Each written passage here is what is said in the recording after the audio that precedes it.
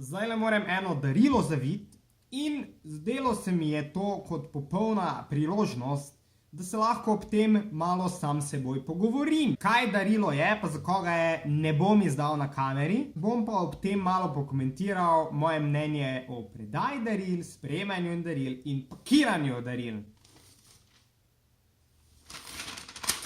Jaz zelo rad zavijam darila, čeprav so vedno zelo površno zavita, se mi zdi, ampak ravno to naredi darilo osebno.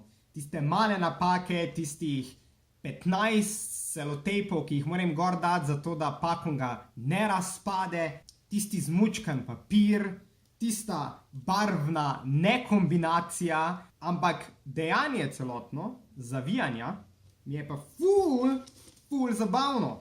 Ker vedno, ko dobiš darilo in je zavito v nek papir, je ful zabavno, ko ga lahko tako raztrgaš, pa pol ne veš, kaj je not.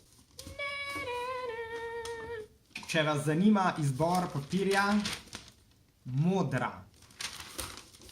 Moja merilna enota je instinkt. Škarje. Pink škarje.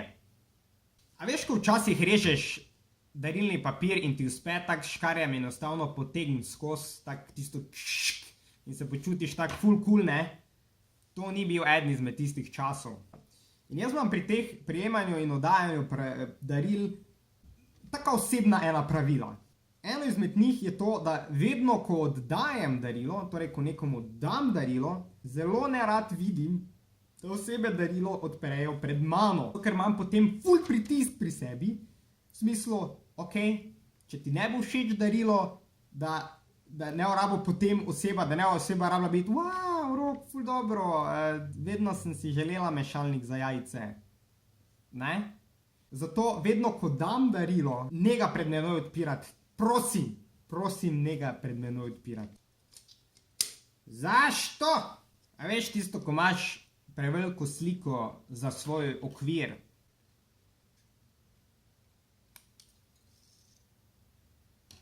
V začetku videa sem govoril o tem, kako ne bom izdal, kaj je darilo, ker je preč osebno, zdaj že pa kažem. Slike ne bom pokazal. Na svet. Če dajete za darilo sliko, je dobro vzadaj napisati gor neko posvetilo malo. Ni da bo oseba ga videla, ne, ker mogoče nikoli ne bo tega okvira odprla, ampak če ga kdaj je tak. Na svet 2. Ne pišite na oni plastificiran papir z tekočimi nalivniki. Vse se razpaca. S prstom sem probal, če še je vedno tekoče. Še vedno je tekoče. Kaj je point tega, da daril ne odpiram in nočem, da so odprta v pričo osebe, katera je darila dala? Ful se mi zdi, da to ustvarja en pritisk pri osebah. Se pričakuje določena reakcija od tebe.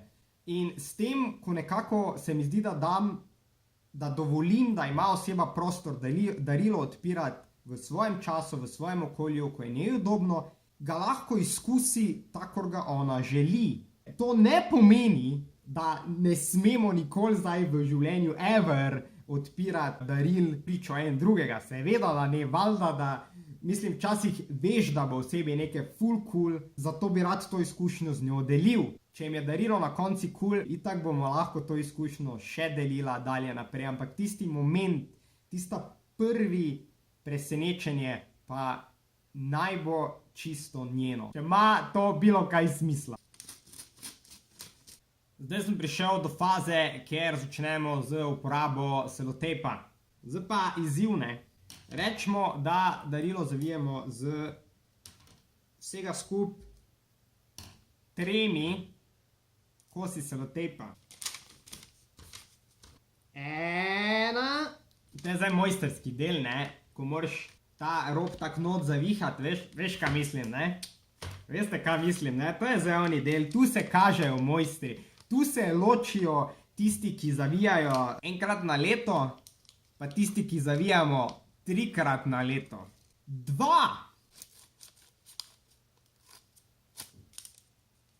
3. Tada!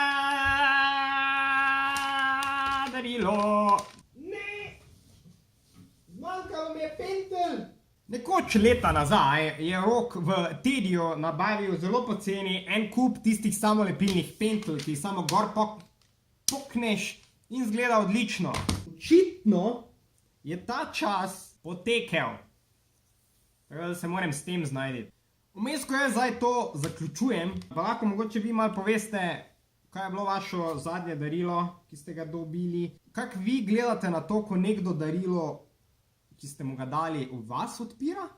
In pa, kako se vi počutite, ko darilo ob drugih ljudeh odpirate? A je kdaj stresno? Ali je to samo jaz? A sem samo jaz to? Imam samo jaz stres ob odpiranju daril pred drugimi ljudmi? Mogoče. Spodaj gremo skozi. Caka, caka. Tako. Preko. Pa samo bam. In obrneš. Ne. Zdaj bi rabo enega, da mi prije prst držati na sredino, ko pentljo delam. Se javi kdo? Hitro.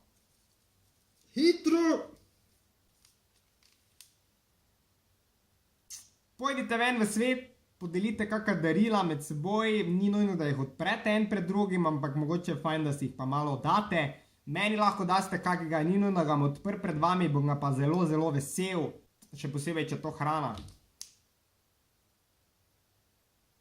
Ho, komaj čakam, da bo Božič.